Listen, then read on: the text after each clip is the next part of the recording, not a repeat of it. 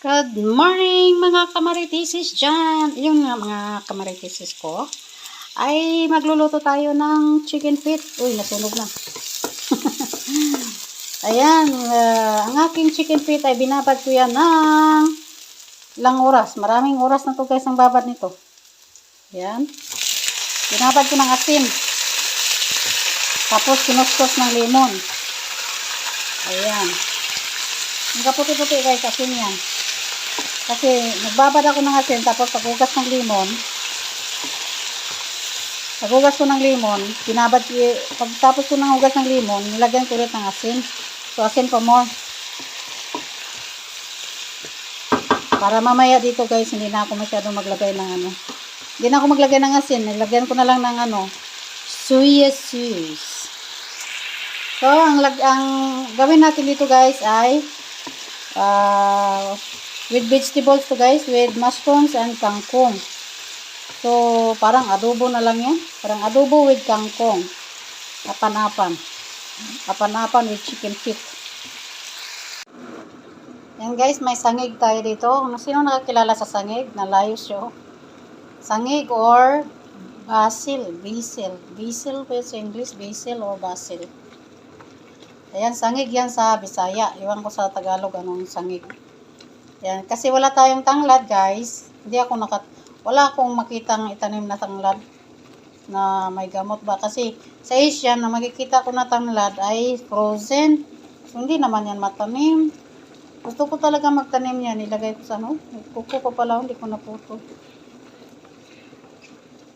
Gusto ko magtanim yan ng ng tanglad. Sa paso lang. Para pag nag-snowing, pag nag-snow time na, mapasok lang sa loob ng bahay.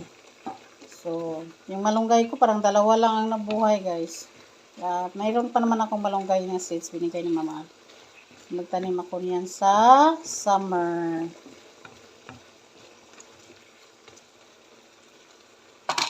Para mabango, lagyan natin ng sangig.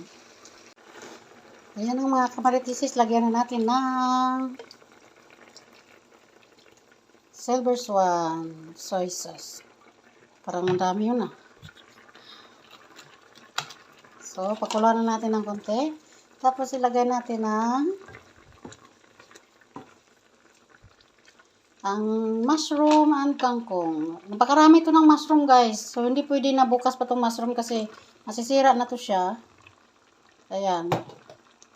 Maraming mushroom. Agoy! Ilang days itong konsumo na yun dat. Siguro mga 3 days ko to kakainin guys. every lunch at saka evening guys. Ulam at saka salad lang ako sa evening.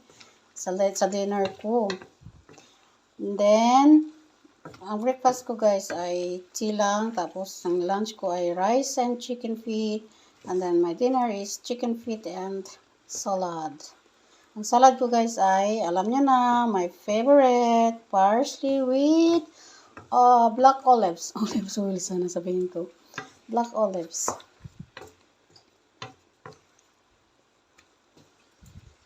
So, may konti. Lagay na natin ang kangkong. Paborito ko talaga guys yung yung mushroom. Kaya kahit marami pa yan, walang problema yan. Kasi, paborito ko yan. So, ilagay na natin ang ating kangkong. Ito guys, babad din to sa asin saka paghugasan. Ilagay ko lang sa ref kasi ang kalahati nito ginawa ko ng apan-apan with fish. So lahat hinarvest ko na ang kangkong ko doon sa garden guys. Hinarvest ko lahat para magtubo ng panibago.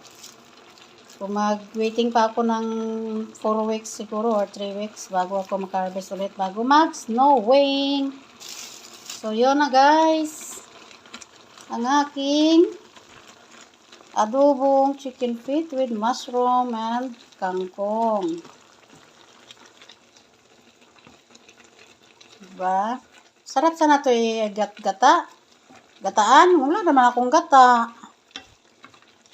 Kalimutan ko bumili ng gata. So, ganito na lang ginawa ko. Nagutom na kasi ako. So, next week guys, meron akong okra.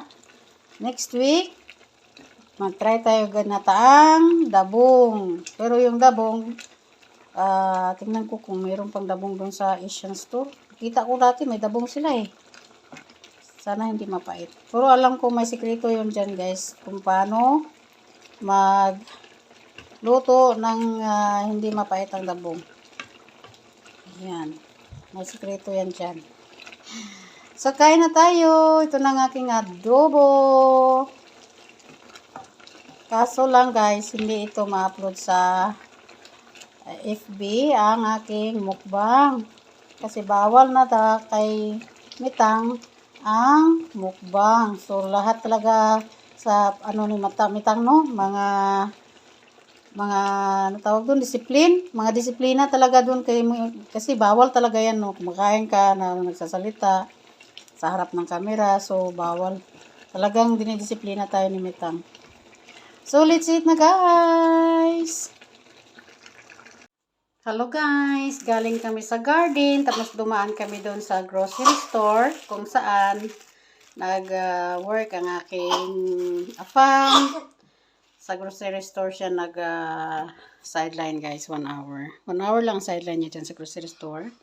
Para ipapasok yung mga vegetables and fruits niya sa labas ng grocery store. Yun ang kanyang sideline. 1 hour lang. And then, hindi ko alam ito guys, oh. Reject na to guys. Binigay lang sa akin ng may-ari doon. Reject na to. Ito lang, oh. Ito lang yung nag-open. Hindi na talaga mabinta nila. So, napakasayang itapon ito. Ito din, oh. Natanggal data dito sa, sa carton. Kaya hindi na nila mabinta. So, binigay na sa akin. Ayan. So, napakasayang. Sus, ko. Di akin na. Sobrang paano nangyari dyan sa CCTV? CCTV yan sa room ni baby guys, oh. Nakikita yung balloons. So, masayang nito, oh. Magtula ako. Mag-utan ako ng, magginataang, magginataang dabong. Lagyan ito ng mushroom. Tapos, meron akong maliit na hipon dito. So, bukas, ito, yun. Meron pa pala akong ano nga tawag dito? Hindi to heavy. Heavy ba tawag dito? Heavy. Hindi to heavy. Heavy o heavy? Heavy. Binigay pa to ni Ninang ni baby sa Switzerland ito. Lagyan ko nito bukas. Ayan. Ito, naamoy ko na. Naamoy ko ng amoy. So, lagyan ko bukas ng, meron akong nabili din doon na tawag doon, dabong sa can lang guys, or sa bote. Tapos gataan ko lang. Meron akong okra. Okay, sampat na sampat talaga to bukas. Agoy! Tapos talaga ditong diet na to. Yung yung rice for more pala talaga dito. Rice for more. O, diba? Ang zazarap. Ang zazarap. Okay na okay pa, oh. Ano kaya ang nito? Sobra pa kayo. Okay na pala eh. Yun nga lang, pag nasira lang siya sa package niya, hindi na nila mabinta. Yun, oh. Nasira. Oh. Chichi ko guys, baka mayroong sa labas. Sa labas, sa loob. Mayroong daot ba? Wala naman. Hindi naman to daot. Daot. Hindi naman to nasira. Hindi naman sira. Oh, buong buo pa, oh. Buong buo pa. Hindi pa siya sira. Hindi naman to sira. So, sayang. Alam nyo ba, isang mahal ng mushroom dito. Ano yata yung mushroom dito? Nasa isang ganito is 120 pesos. So, 2, 4, 6. 6 na piraso. Nasa 2 euro to eh. 2 euro or 199. Basta nasa 2 euro. So, 120. Like 60 ang 1 euro, diba? So, 2, 4, 6. 6 na piraso, 120 pesos. O, diba? Saan ka yan? Tapos ito, ibang package din nata. Ito kasi may mga maliliit. Ibang pack naman to. So, yun lang guys. Ang aking i-share sa inyo. Thank you for watching.